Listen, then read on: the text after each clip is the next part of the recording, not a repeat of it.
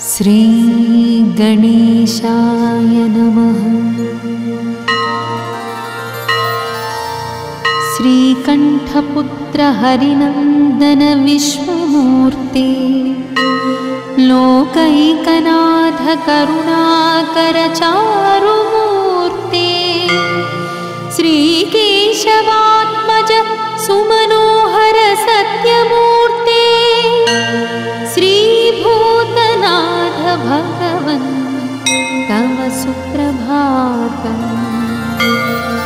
श्रीविष्णुरुद्रसुतमङ्गलकोमलाङ्ग, देवाधिदेव जगदीश सरोजनेत्र, कान्तारवास सुरमानव वृन्दसेव्य, श्रीभूतनाथ भगवन् तव सुप्रभातम्।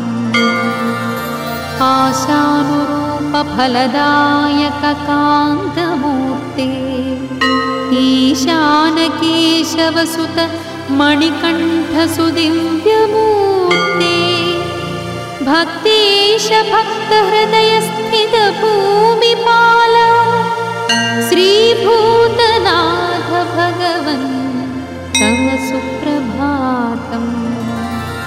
सत्यस्वरूप सकलेश गुणार्णवेश, मर्त्यस्वरूप वरदेश रमेश सूनो, मुक्तिप्रदत्रिदशराज मुकुन्द सूनो, श्रीभूतनाथ भगवन् तव सुप्रभातम्। कालारिपुत्र महिषी मदनाशन श्री कैलासवास शबरीश्वर धन्यमूर्ते, नीलाम्बराभरण शोभित सुन्दरांग, श्रीभूतनाथ भगवन् तव सुप्रभातम्। नारायणात्मज परात्पर दिव्यरूप, वाराणसी शशिवनन्दन काव्यरूप, गौरीश पुत्र पुरुषोत्तम बालरूप, श्रीभूतनाथ भगवन् तव सुप्रभातम्। त्रैलोक्यनाथ गिरिवास वनेनिवास, भूलोकवास भुवनाधिपदास देव, वेलायुध प्रिय सहोदर शम्भुसूनो, श्रीभूतनाथ भगवन् तव सुप्रभातम्। आनन्दरूपकरधारित चापबाण, ज्ञानस्वरूप गुरुनाथ जगन्निवास, ज्ञानप्रदायक जनार्दन नन्दनीश, श्रीभूतनाथ भगवन् तव सुप्रभातम्।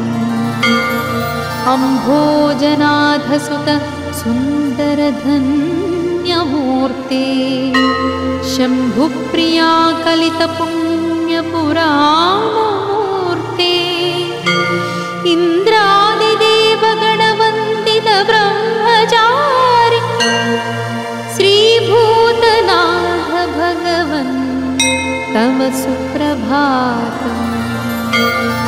देवेश देवगणपूरित भाग्यमूर्ते, श्रीवासुदेव सुत पावन भक्तबन्धो, सर्वेश सर्वमनुजार्चित दिव्यमूर्ते, श्रीभूतनाथ भगवन् तव सुप्रभातम्। नारायणात्मज सुरेश नरेश भक्तलोकेश, केशव शिवात्मज भूतनाथ, श्रीनारदादि मुनिपुङ्गव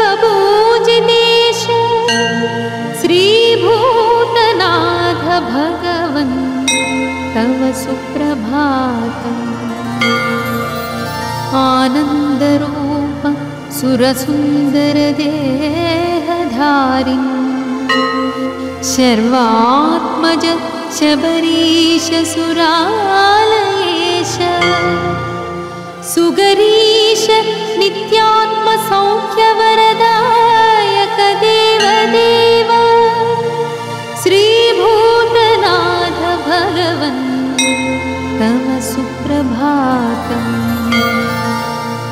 सर्वेश सर्वमनुजार्चित सर्वपापसंहारकारक चिदात्मक रुद्रसूनो सर्वेश सर्वगुणपूर्ण कृपाम्बुराशे श्रीभूतनाथ भगवन् तव सुप्रभातम् ओंकाररूप जगदीश्वर भक्तबन्धो पंकेरुहाक्ष पुरुषोत्तम कर्म साक्षी मांगल्यरूप मणिकण्ठवनोभिराम श्रीभूतनाथ भगवन् तव सुप्रभातम् इति श्री अय्यप्पस्वामिनः सुप्रभातं सम्पूर्णम्।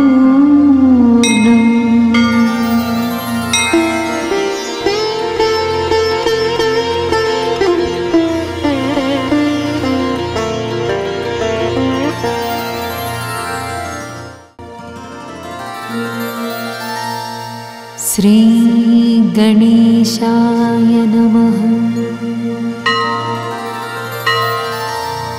श्रीकण्ठपुत्र हरिनन्दन विश्वमूर्ते लोकैकनाथ करुणाकर चारुमूर्ते श्रीकेशवात्मज सुमनोहर सत्यमूर्ते श्रीभूतनाथ भगवन् तव सुप्रभातम्। श्री विष्णुरुद्रसुतमङ्गलकोमलाङ्ग देवाधिदेव जगदीश सरोजनेत्र कान्तारवास सुरमानव वृन्दसेव्य श्रीभूतनाथ भगवन् तव सुप्रभातम्।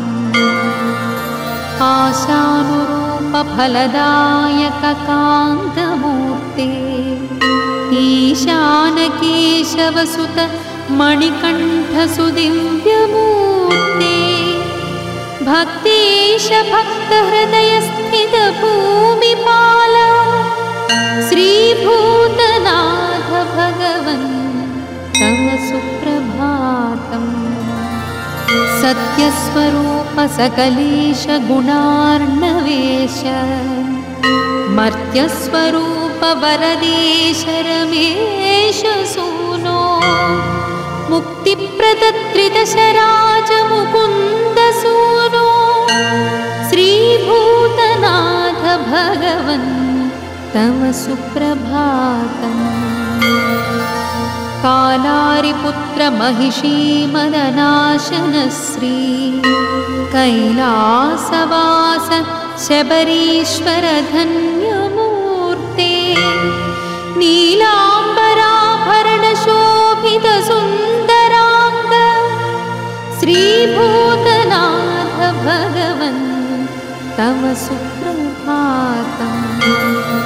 नारायणात्मज परात्पर दिव्य रूप वाराणसी शशिवनन्दन काव्य रूप गौरीश पुत्र पुरुषोत्तम बाल रूप श्रीभूतनाथ भगवन् तव सुप्रभातम्। त्रैलोक्यनाथ गिरिवास वनेनिवास भूलोकवास भुवनाधिपदास देव वेलायुध प्रिय सहोदर शम्भुसूनो श्रीभूतनाथ भगवन् तव सुप्रभातम् आनन्दरूपकरधारित चापबाण ज्ञानस्वरूप गुरुनाथ जगन्निवास ज्ञानप्रदायक जनार्दन नन्दनीश श्रीभूतनाथ भगवन् तव सुप्रभातम् अम्भोजनाथ सुत सुन्दरधन्यमूर्ते शम्भुप्रिया कलितपुण्यपुराणमूर्ते इन्द्रादिदेवगणवन्दित ब्रह्मचारि श्रीभूतनाथ भगवन् तव सुप्रभातम् देवेश देवगणपूरित भाग्यमूर्ते श्रीवासुदेवसुत पावन भक्तबन्धो सर्वेश सर्वमनुजार्चित दिव्यमूर्ते श्रीभूतनाथ भगवन् तव सुप्रभातम् नारायणात्मज सुरेश नरेश भक्तलोकेश केशव शिवात्मज भूतनाथ श्रीनारदादि मुनिपुङ्गव पूजितेश श्रीभूतनाथ भगवन् तव सुप्रभातम् आनन्दरूप सुरसुन्दर देहधारिन् शर्वात्मज शबरीश सुरालयेश सुगरीश नित्यात्म सौख्यवरदायक देवदेव श्रीभूतनाथ भगवन् तव सुप्रभातम् सर्वेश सर्वमनुजार्चित सर्वपापसंहारकारक चिदात्मक रुद्रसूनो सर्वेश सर्वगुणपूर्ण कृपाम्बुराशे श्रीभूतनाथ भगवन् तव सुप्रभातम् ओंकाररूप जगदीश्वर भक्तबन्धो पङ्केरुहाक्ष पुरुषोत्तम कर्म साक्षी माङ्गल्यरूप मणिकण्ठमनोभिराम श्रीभूतनाथ भगवन् तव सुप्रभातम् इति श्री अय्यप्पस्वामिनः सुप्रभातं सम्पूर्णम्।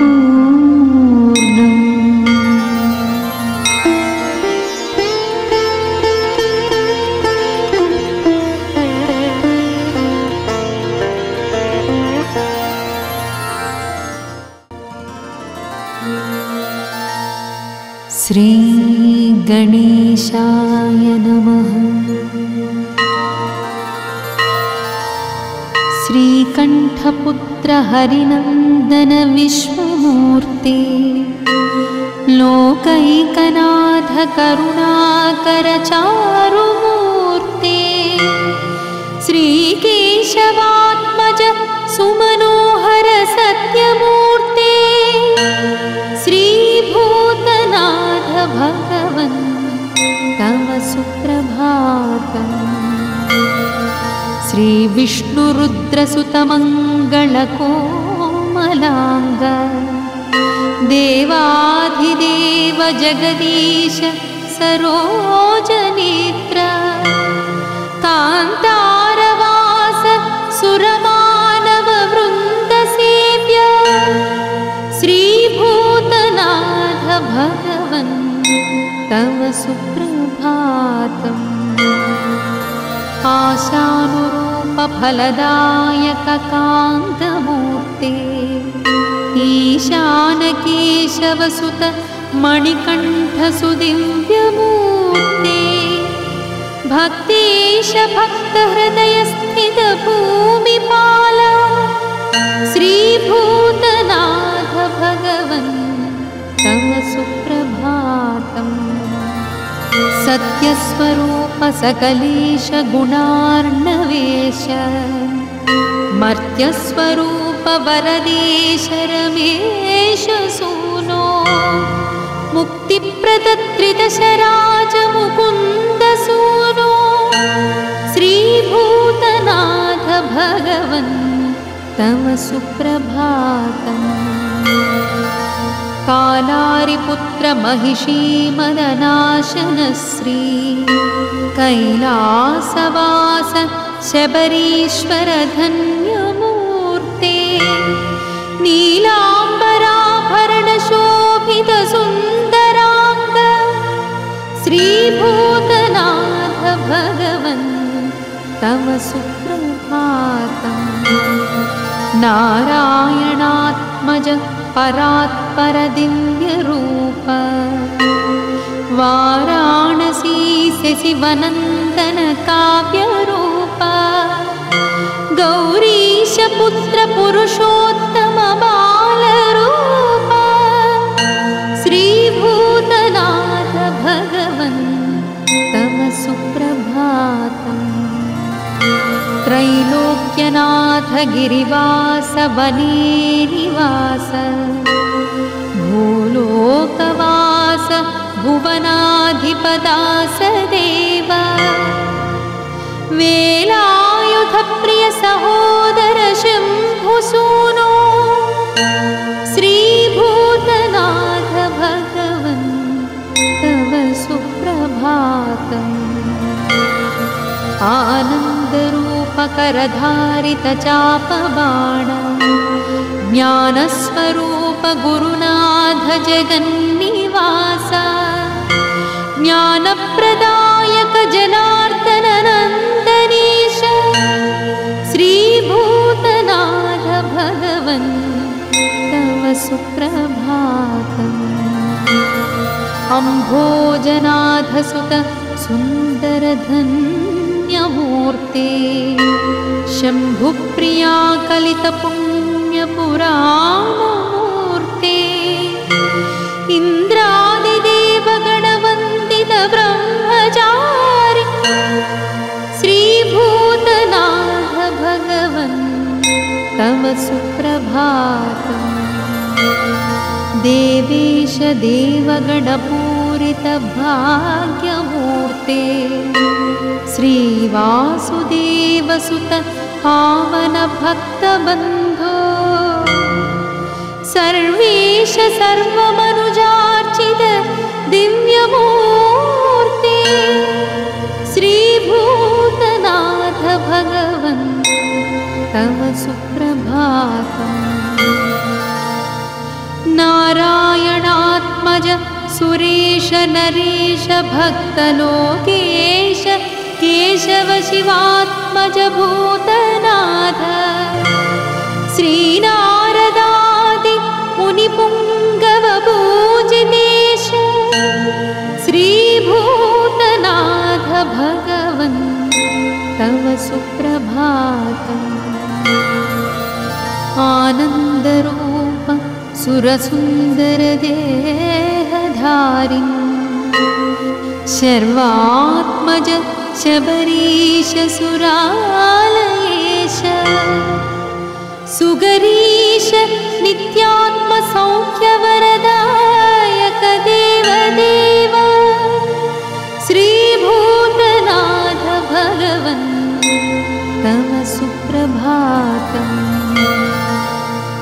सर्वेश सर्वमनुजार्चित सर्वपापसंहारकारक चिदात्मक रुद्रसूनो सर्वेश सर्वगुणपूर्ण कृपाम्बुराशे श्रीभूतनाथ भगवन् तव सुप्रभातम्। ओंकाररूप जगदीश्वर भक्तबन्धो पंकेरुहाक्ष पुरुषोत्तम कर्म साक्षी मांगल्यरूप मणिकण्ठवनोभिराम श्रीभूतनाथ भगवन् तव सुप्रभातम्। इति श्री अय्यप्पस्वामिनः सुप्रभातं सम्पूर्णम्।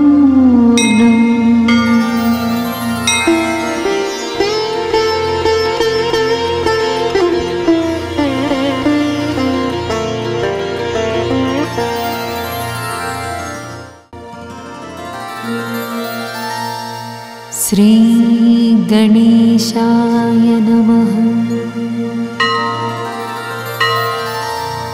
श्रीकण्ठपुत्र हरिनन्दन विश्वमूर्ते लोकैकनाथ करुणाकर चारुमूर्ते श्रीकेशवात्मज सुमनोहर सत्यमूर्ते श्रीभूतनाथ भगवन् तव सुप्रभातम्।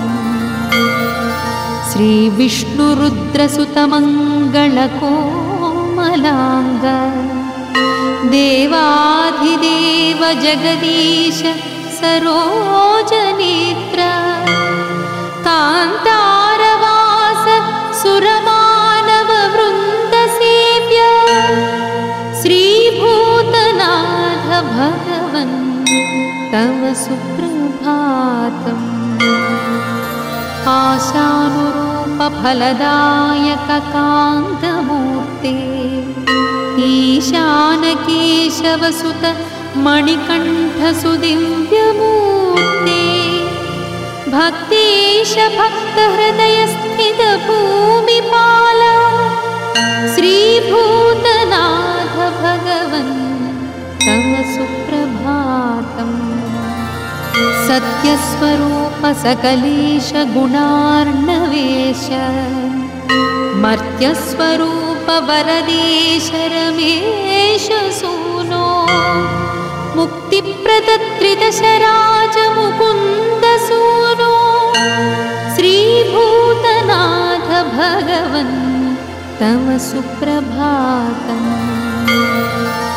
कालारिपुत्र महिषी मदनाशनश्री कैलासवास शबरीश्वर धन्यमूर्ते नीलाम्बराभरण शोभित सुन्दरांग श्रीभूतनाथ भगवन् तव सुप्रभातम्। नारायणात्मज परात्पर दिव्यरूप वाराणसी शशिवनन्दन काव्यरूप गौरीशपुत्र पुरुषोत्तम बालरूप श्रीभूतनाथ भगवन् तव सुप्रभातम्। त्रैलोक्यनाथ गिरिवास वने निवास भूलोकवास भुवनाधिपदास देव वेलायुध प्रिय सहोदर शम्भुसूनो श्रीभूतनाथ भगवन् तव सुप्रभातम्। आनन्दरूप करधारित चापबाण ज्ञानस्वरूप गुरुनाथ जगन्निवास ज्ञानप्रदायक जनार्दननन्दनीश श्रीभूतनाथ भगवन् तव सुप्रभातम्। अम्भोजनाथ सुत सुन्दरधन्यमूर्ते शम्भुप्रिया कलितपुण्यपुराणमूर्ते इन्द्रादिदेवगणवन्दित ब्रह्मचारि श्रीभूतनाथ भगवन् तव सुप्रभातम्।